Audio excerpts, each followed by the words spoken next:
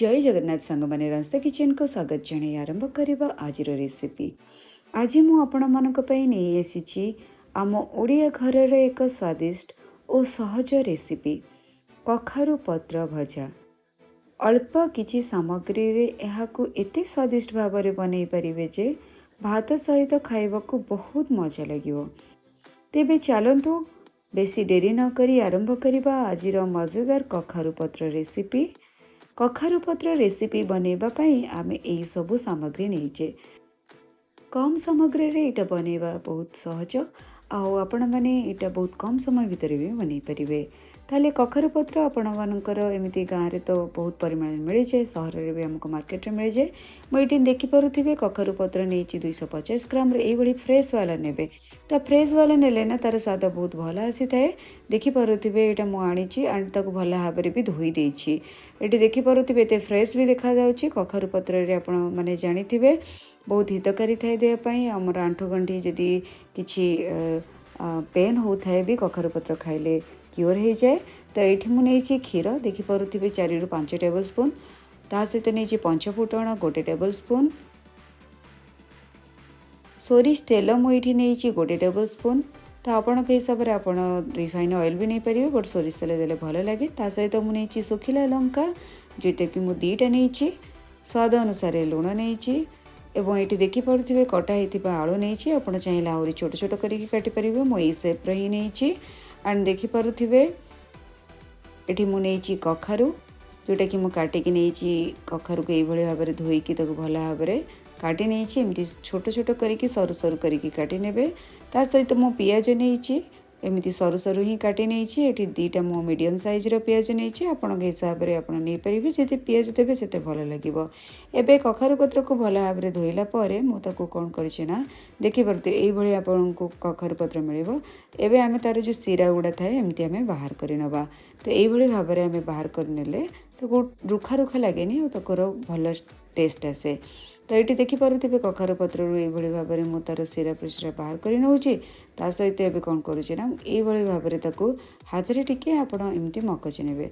ताहले जोटा हमर रुखा रुखा टाइप रो थाए कंटा कंटा टाइप रो थाए सेटा आउ आसीबेनी आ बहुत सॉफ्ट हो जाई थाए।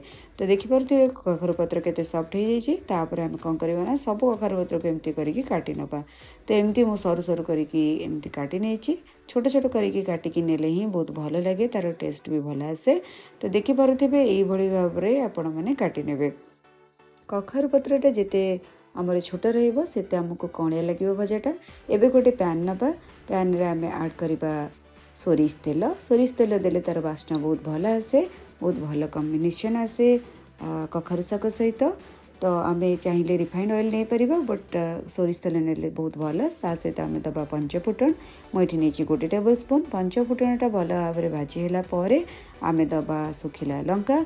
आपण चाहिए सोरिष नहीं पारे, जीरा नहीं पारे, बट 5 फुटणर बास्ना बहुत भल थाए से 5 फुटण भल भाव में भाजी होला परे आमे रखिथिबा कटा होकी पियाज जोटा आमे रखिथिले सेटा को ही ऐड करबा।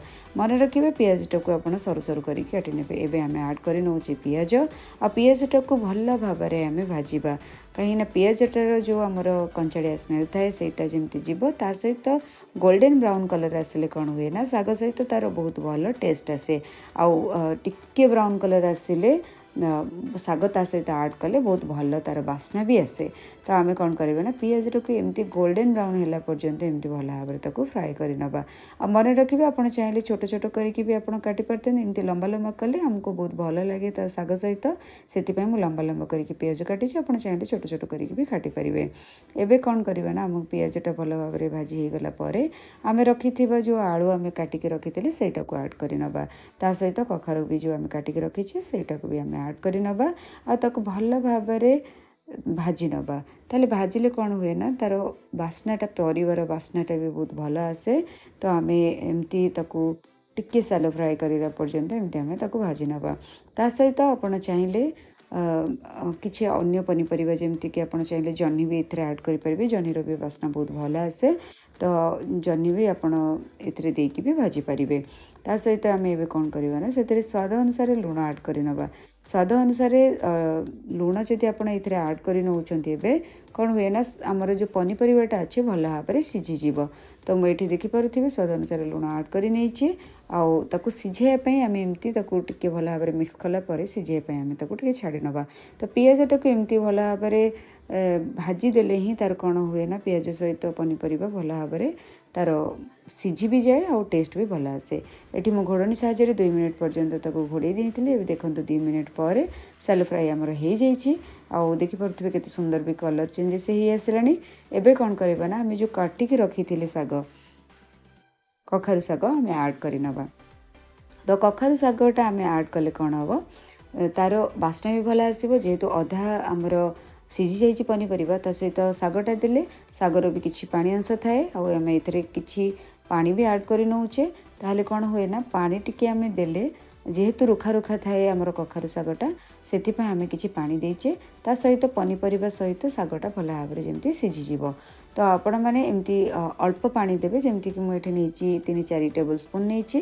तो आपण हिसाब से क्वांटिटी हिसाब से आप ने एमती कवर करके 5 मिनट आम छाड़ीदे। तो देखिपे 5 मिनट पर गोटे साइड अलमोस्ट अल टे सीझी आसीगला आम आ गोटे पट साइड को एमती ओल्टे नवा आ भल भाव में जमी पनीपरिया सहित सीझब से हिसाब से दबा। मन रखिए बेसी सीझेबेनी बेसी सीझेले भी तो सीझाणिया लगे साग।